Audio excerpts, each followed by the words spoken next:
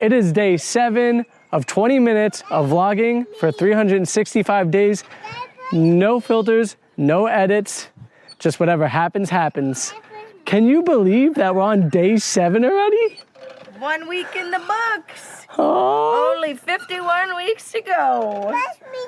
That's a great way to put it, actually. It feels a lot easier when you say 51 weeks rather than 357 days. Yeah, I think that's right. 357 days minus 7. Pretty good math, I guess. We'll see. Let me know in the comments below if I rocked that or if I did not. I was good at math when I was younger. What are you saying? You want me to push you? Okay, no problem. Right now we are in Obidos, Portugal. And we are standing up inside the castle. You can see the castle walls there, bus going by. And all Everly wants is to be pushed on a swing. Baby, I should set a timer for you. Oh yes, please. We are 1 minute in about. There you go. I got you. Thank you. But yeah, so it's been beautiful doing this. I feel like I've grown a lot in such a funny way because I didn't think 7 days of doing something like this would grow me so much. Just reading the comments that are coming along and seeing what you guys have to say and you guys telling me your story just really makes me very grateful for the life that I get to live. And that's all thanks to you guys because of F&A Life. And my wife makes that possible too, as she basks in the sun. Feels good, right? It's been a while since I got to just like suntan. Couldn't tell you the last time that happened. Well, you better take it in right now because the fact of the matter is I don't know how many more days you're gonna get like that. Why? Well, because most of the time, well, maybe we could get a beach day with Everly. The whole time we're in the van, we're gonna be at the beach. Oh, that's fair. The whole time? Yeah. I think a couple of the days we're gonna be up in like the mountains-ish, seeing the beach from the mountains. Ah, the fresh air. The fact that I had to roll up my sleeves and just sit in the sun. You have 2 sweaters on? I'm actually wearing too much right now. Yeah, You're wearing the other big I was sweater. cold in our room for some reason. It's the castle walls. It is. It insulates. If you're in the shade here, you feel cool. You're in the sun, you could get the sweat going. But like that whole area back there has shade right now because of those walls. Would you say Everly push you? Yeah. Okay, I'm coming. Hey, she asks and I have to deliver, right? Do I have to deliver when you ask? Yeah. Yeah. Why is that? Ow. Is it because you're my princess? Yeah. And what's your name? Me? Opa. Oh, Elsa, when's your birthday? My birthday's in September. Whoa, you said that whole sentence so well. How old are you? Me too. I'm 2. She's 2. I'm gonna put this here. I'm gonna close my legs. And that way, yes, please. That way I could just push you guys and we could chat. Oh, This is just a little family time for us. sorry about the squeaking. Should have brought some WD-40. Yeah, I didn't think it was squeaky. What do you mean? But then again, it might be like 200 years old. I think he said this was pretty new. Yeah, it feels new.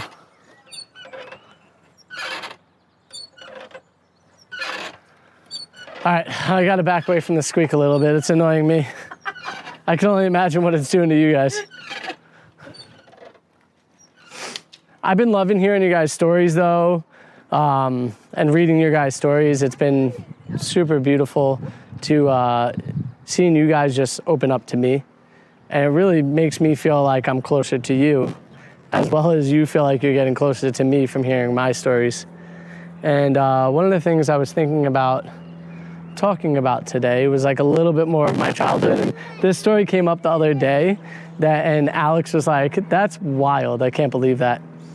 And so the other day I was reading something about like birth certificates it was a meme, it was like birth certificates in baseball.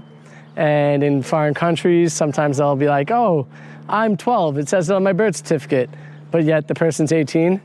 Well, that actually happened to my brother, myself, and another friend of ours playing baseball in Brooklyn, New York.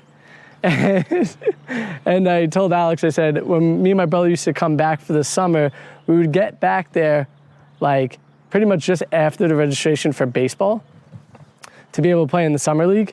And that means we weren't able to sign up for the summer league. And there was always a couple of kids who would like drop out or like not show up or get injured, but they were already on the roster and you couldn't put a new person in their position. So actually, the coach at the time of the team had myself, my brother, and this other guy that we used to call Boxhead play under a different name. Boxhead was definitely too old to be in the league, and I'm pretty sure my brother was 1 year too old to be in the league as well. And myself, I was in the right age group, but I was not the right age. But we were kids, and I was the right age. But we were kids, and we just wanted to play ball, and we had so much fun doing it. And so it happens, those things happen. And I'm sure that they happen in so many other situations as well. Sometimes it's okay to turn like a blind eye to it, but other times it could be something that's more significant. And you don't want that to be the case in every matter, but it happens. And I just thought it was a funny story, something that was interesting that happened in my life, that people think that sometimes is a myth, but it's real. And I actually had to call my brother, remember? Yeah. And I called him and I was like, yo, do you remember this? And he was like, yeah, I do remember that. And Alex just started laughing. I wanted to know what your fake name was. I think my fake name was Vincent. And the reason why I think it was Vincent was because I was like, oh, that's easy because that's my middle name. So not that I ever really got called it, but like it was a name that was very familiar to me, at least. Yeah. I just think it's an interesting story. Have you guys had something like that happen in your life where, you know... You were impersonating another person? Or there might have been a manipulated birth certificate? Oh my gosh, that was almost really bad.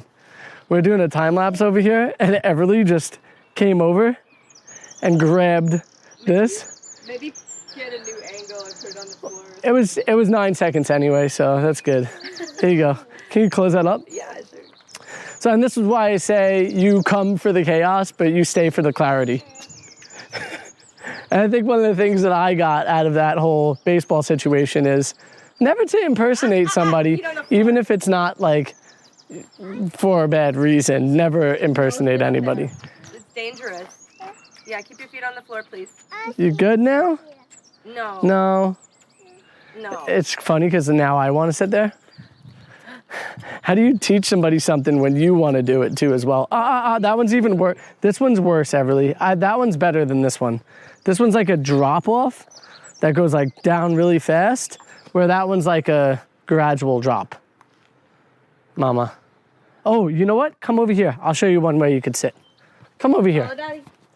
Okay, this right here is a really good one to sit on. Ooh, that does look like a nice. Because it's still the same as the rest, but if we were to fall, like you almost just did, it's not a long ways down, and the chance of getting hurt is much slower. That's called critical thinking, okay? Yeah. We're gonna work on that. Critical thinking is something that we develop over time. Yeah? Yeah. And the more consequences we have and the more things that we do, the more critical thinking we gather I think also and maintain. When you're a kid,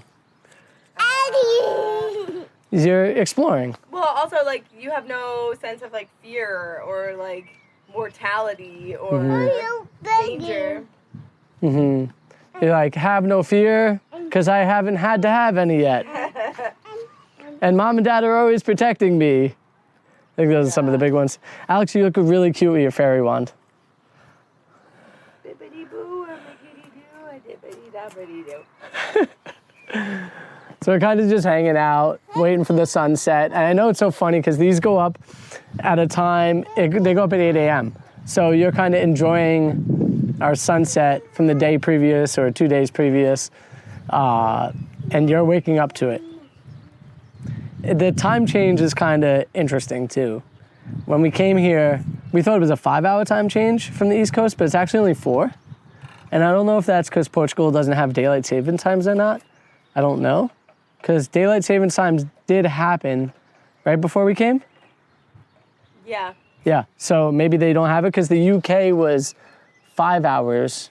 I was also difference. reading something that it has to do with World War II alliances. Okay. And so something about how Portugal decided to take the same time zone as their allies in Italy.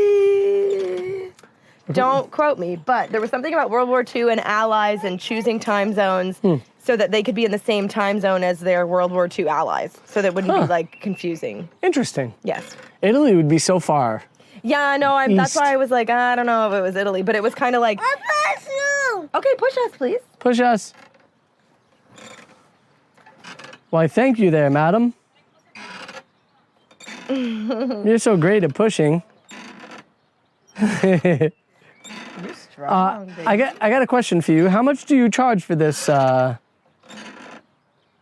service? 2. 2? That's a hard bargain. 2 euros? Yeah. Or 2 Canadian dollars? 2 Canadian dollars. Oh, perfect. That's cheaper. That turned out. Yeah, choo choo. She said, Daddy just stuck his tongue out. Is that silly to you? Yeah. Alex, Everly, you look so cool with your sunglasses on. So do you, Are Alex. you having trouble with your food? Do you want to get rid of it? What do you think of Alex's Okay, new come over here. sunglasses? You have Well, too much? she walked away pretty quickly, so Sorry. it's okay. Another thing about me when I was a kid in Brooklyn, growing up, that I thought that was really fun.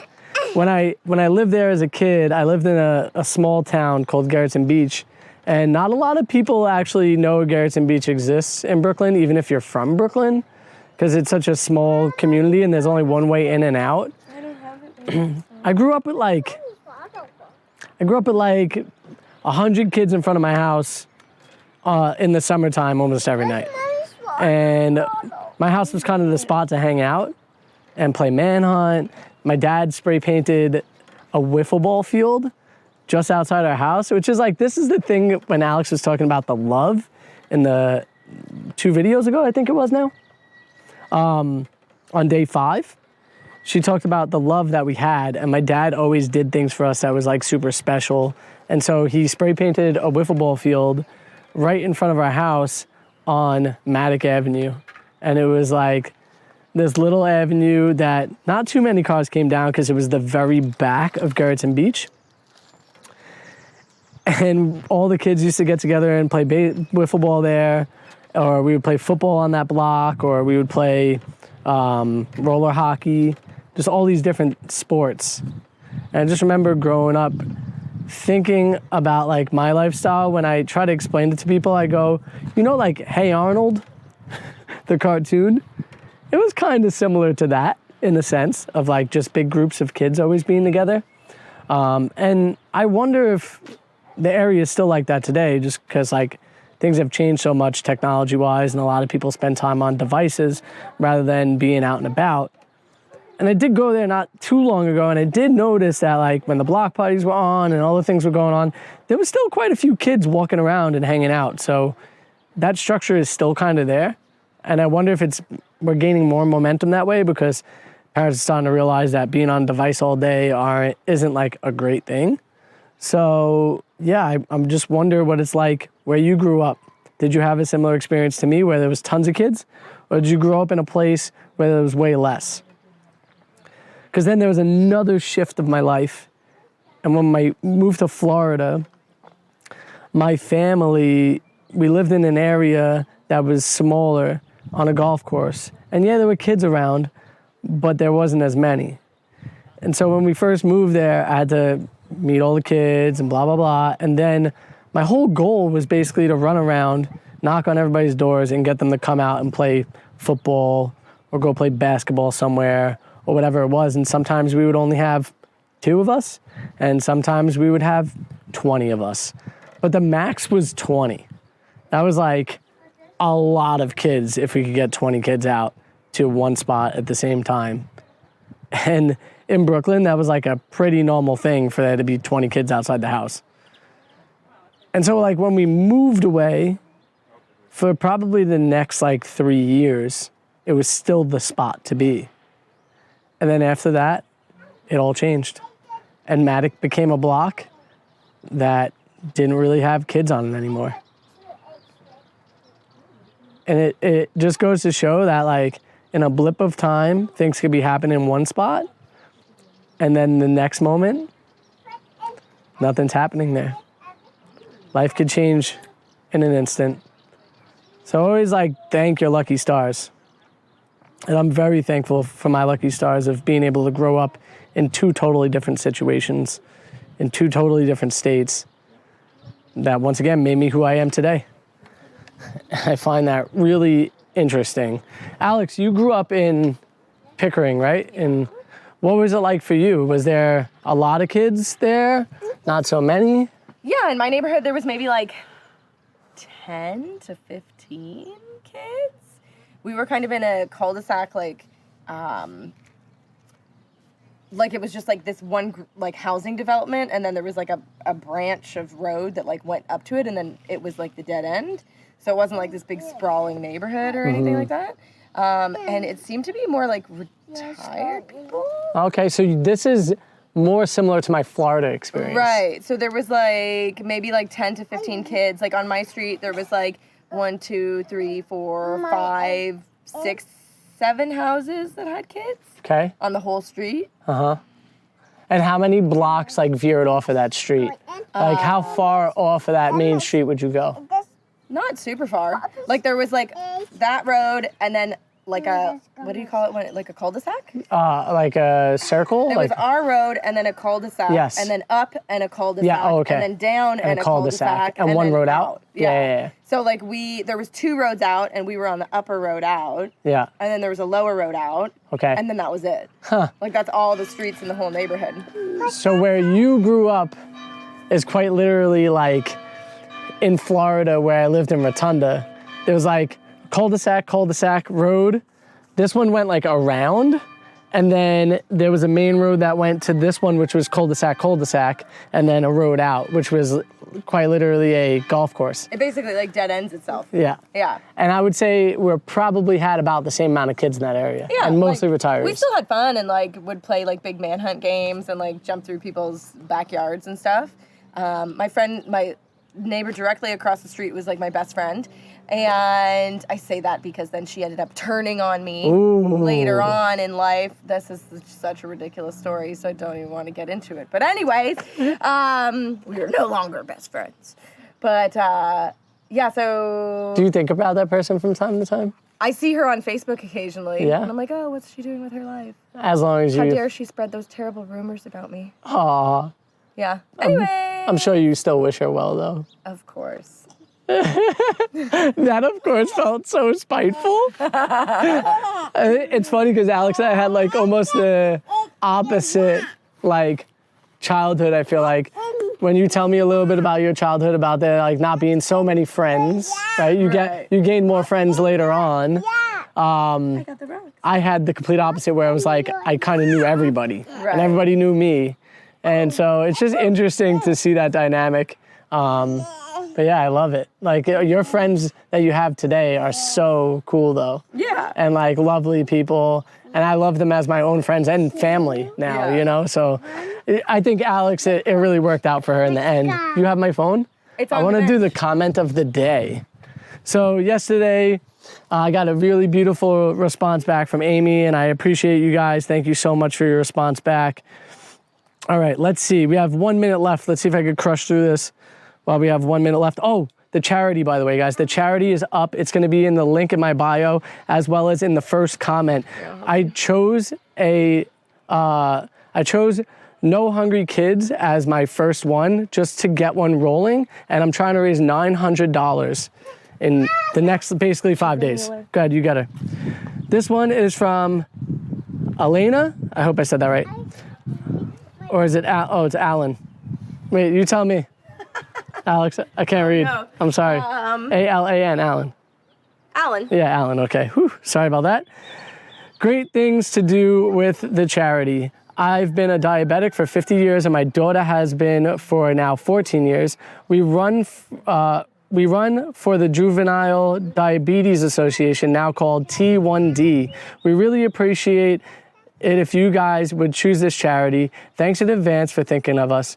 I was an Army brat and traveled a lot when I was young as well. 8 countries in 4 years from 8 to 12. It was a great experience. I mean, that just goes to show Everly's gonna have a great experience too, because we're gonna do as much travel as we can with her in her life. And thank you guys so much for your comment. And I hope that people will donate to you guys too. T1D, maybe in one of the next months coming up, there's gonna be 12 months of donation, 1 new charity every single month. And one of these months, I will pick your charity. You have my word. So as long as I could get it on GoFundMe. Because that's the way I'm doing it. Through GoFundMe, it's gonna go directly to the charity. I'm not gonna touch any of the money. So please guys, if you can, donate. If you can't, I understand. And I think that's been 20 minutes. Do you have to set up a new GoFundMe every month? Every month, I'm gonna set up a new one. So you're gonna always be able to donate to the previous one as well. Oh, okay. Is how I'm gonna do it. Okay, cool. Yeah. All right, guys. I'll see you tomorrow.